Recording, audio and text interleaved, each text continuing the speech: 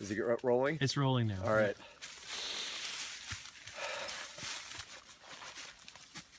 Hi, y'all. I'm Daniel Aaron, and I am in Buckland, Massachusetts, in the United States of America, which is a place that is a sovereign country, and it has rules and it has boundaries. And I'm here to talk to you today about emancipation. And y'all know the Bob Marley song, I'm sure, that has the line in it, "Emancipate yourself from enter slavery," right? In that sort of Marley language. Emancipate yourself from enter slavery. And all right, let's get warmed up a little bit here. I remember when I was young and I felt this strange, powerful connection to Martin Luther King Jr. and the Civil Rights Movement, and this horrible guilt for what me, the white man, even though it wasn't me in this physical form, had done to marginalized groups of people, just put it that way. And when I first heard that Marley song, and for years actually, and I love this song, I felt such a connection to it, I heard the words as, "Emancipate yourself from mental slavery." And it just came back to me today as I've been sitting with all that's happening in the world. And, you know, for those of us who are on a spiritual path, whatever that means, and into yoga, we have a dilemma. One that's talked about a lot in the spiritual world is there's a part of us that if we have a desire for spirituality, there's a part of us that wants to escape into or move into or remember sort of the spiritual truth of who we are. And yet here we are in this physical world. And as I've been talking to y'all about the astrological implications of this time, the symbolism of this being the 60s.2, right? It's a time when marginalized groups of people, right, which these days is hitting pretty much everyone, whatever, you know, whether it's racial, sexual, or sexual preference, issues are rising to the surface. And I saw a video today of a Trump rally where people were, if the camera's shaking, pardon me, that we have dogs with us that are excited. Something maybe it's me, whatever I'm saying is exciting to them. I don't know why they're excited. But I'm excited about this time. And I'll tell you, I'll just sort of jump ahead now, which is we are undergoing a Kundalini awakening on the earth right now. The earth is shaking herself and saying, hey, you know what? There is negativity or constraint that we don't need anymore. It's time to liberate ourselves. And for those who are, and I know this is many of y'all, and I've heard from you, and many of my good friends are, you know, vehement or even angry, scared about what's going on in the world. Like, you know, these are bad times and bad things are going to happen. And from one perspective, you know, I totally agree, and I get that. And from another perspective, and both are true, from the spirit perspective, all that's happening now is just perfect, right? Because spirit is eternal. Spirit is unchangeable. And what we're doing on a cultural big level right now in some way is saying, hey, we got to shake off these shackles of our limited thinking, these ways that we have imprisoned each other, these boundaries we put in the land. So we who have been on a spiritual path and could have been accused of navel gazing, right? For some of y'all who are aware of the Saturn process, age 28, 29, 30, for some reason, I always attract a lot of Saturn return folks to our trainings, because it's a time when we say, hey, I've been climbing up this ladder for a long time. And then suddenly we look down and we look up and we say, where am I going? Where is this going? Is this where I want to go? And that's part of the opportunity right now, is Saturn or Trump or the Gestalt or the Earth is saying, is this where we want to go?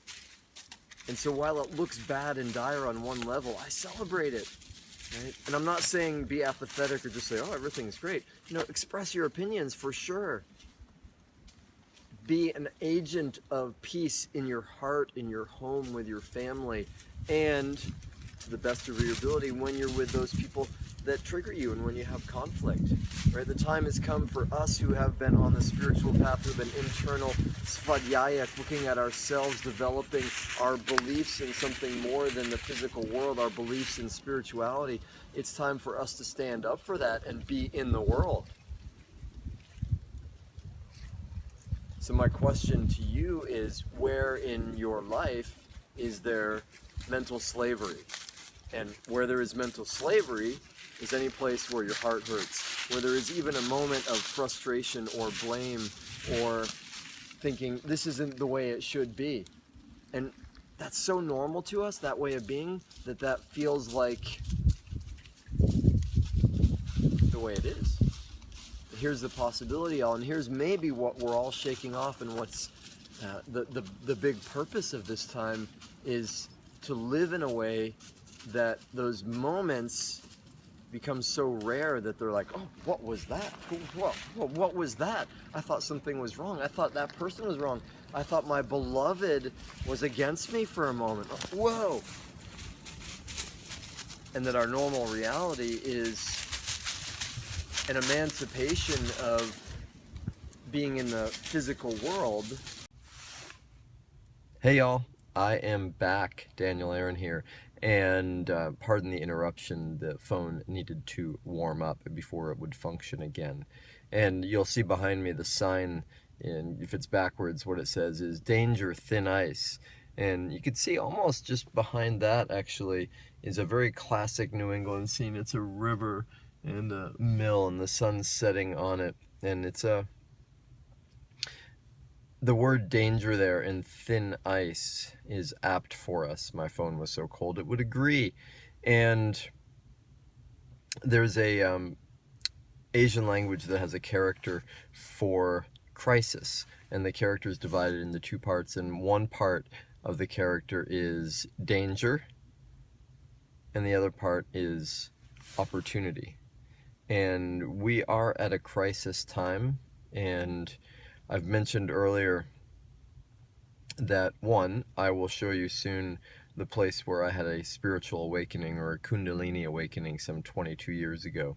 And I know some of y'all are, and I've referenced this in relationship to the times we're in being, we could say, an earth Kundalini awakening, that the earth is shaking off that which is not real, true, or serving us. And part of the shaking off, part of the danger is that first we have to kind of feel the pain of what some of our choices and decisions have created. And I don't mean just politically. And interesting, my own practice, and I was talking earlier about the balance between the internal world and working on ourselves and being out in the world, and if not politically active, at least being aware of what's happening. And part of the way that's showed up for me is, in the last years, I've made it part of my spiritual practice, my daily morning rituals, to connect into the news and to find out, and different sources for news. And for me, part of that includes tuning into the astrology every day and noticing what's going on. And one of the headlines I saw today was Nixon. They were likening this era with the Nixon era, and the secrets coming out and the scandals coming out. And part of what the Kundalini awakening is a shaking up of all the secrets, the hidden compartments, the false agendas, the things that we haven't said globally and individually. And earlier we mentioned emancipate yourself from slavery. Emancipate yourself from enter slavery. Emancipate yourself from mental slavery. And how do we enter slavery? It's as soon as we tell a lie.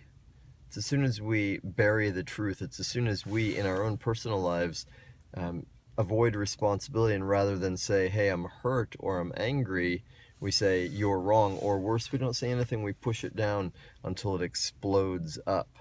And in some ways, that's what we're getting right now collectively, is we've pushed things down, and now they're exploding up.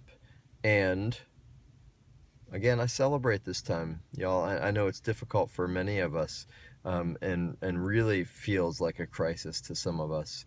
And spiritually speaking, again, we have arrived at a new era.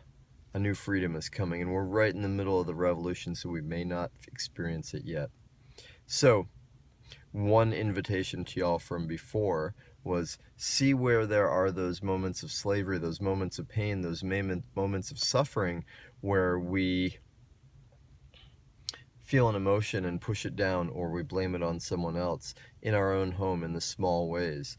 And two, when we comment or reach out into the global sphere or the political sphere, how artistic can we be about that? How uncertain can we be of what's right or true? I walk as if on thin ice, said Basho. And three, what is it that needs to break through the ice? What is the opportunity here for us? And the danger in some way is by holding on to that which needs to die, that which needs to fall below the ice and be swept down the river. So my last invitation to you today, y'all, is to smell what's in the air, what's brewing, what needs to change, what do we need to let go of, individually and collectively. Because the more we are with that, the easier it is, and the more fun it is. And guess what? It's going to happen either way. So, that's it for me for now, y'all, your roving reporter into consciousness. I am so grateful for your attention. I'm so grateful for your heart and your dedication to awakening and being part of the revolution of consciousness. That's it for now, y'all. Daniel Aaron here. I love you. I thank you. I'll see you soon.